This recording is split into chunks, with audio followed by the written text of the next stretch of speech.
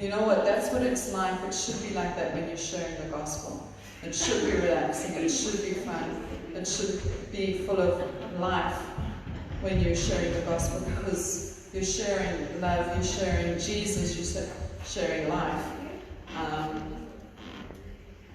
A lot of firsts for us. While we were there, we attended a funeral of 2 children that basically killed themselves by getting into a shower, and the gas kind of killed them.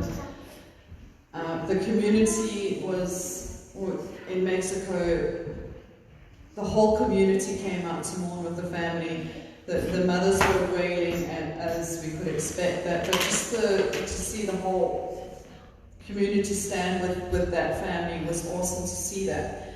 Although those children, their lives were cut short, that wasn't the good part, but to see the community stand with them was awesome. We had an opportunity to go to an orphanage and feed children. I think we fed about 130 children.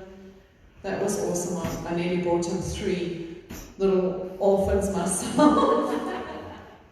Although my husband said he wasn't sure how we would do that, but that opened my eyes up to, like, we're so blessed. We have, like, my kids have grown up with a mom and a dad, and there are so many others out there that don't have parents, that don't have that love. The kids there, they were so thankful because once a month the pastor actually brings presents for the children if it's their birthday.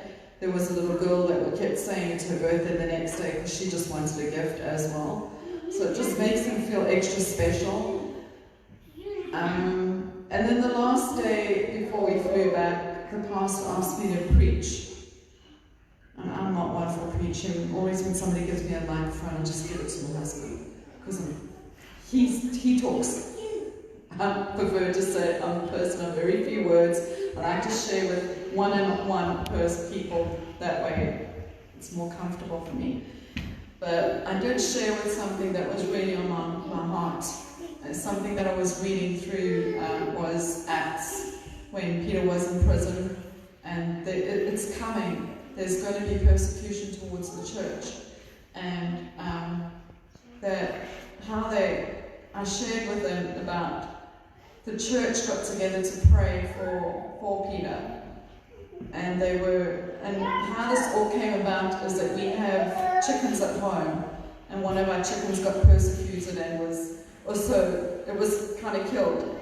But it all happened at the same time when I was reading that Bible scripture, and I shared that with them. And there was a lady that stood up and she said she was going through that. She was going through persecution in the church and amongst people just coming against her.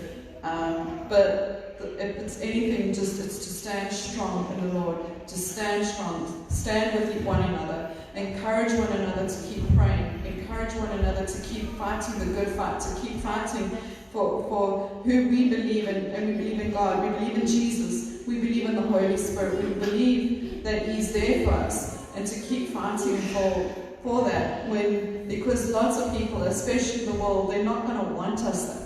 They've shut Jesus out of the schools. They've shut Him out. They don't want Him. But we have the light. So just share the light. Share it with one another. Pray with one another. Sing praises with one another. Awesome. You guys are singing with your heart, and you have such beautiful voices, both of you. Just keep singing. Keep singing, because God hears it. And that's who really counts. It's not so much what everyone else around thinks, it's what He thinks. And He looks at you guys and He thinks that you guys are the apple of His eye. He loves you that much. So keep sharing the word, keep sharing your testimony, keep sharing what God's done for you, because it's all good. I'm not one to be traveling, so I know the next month my husband's going to other nations, and I'm quite thankful to see him go, where I can stay with the children and stuff. But I know there are going to be opportunities where I will be traveling with him. Obviously not all the time, but there are going to be times, and praise God, my fear of microphones is gone. That's my testimony.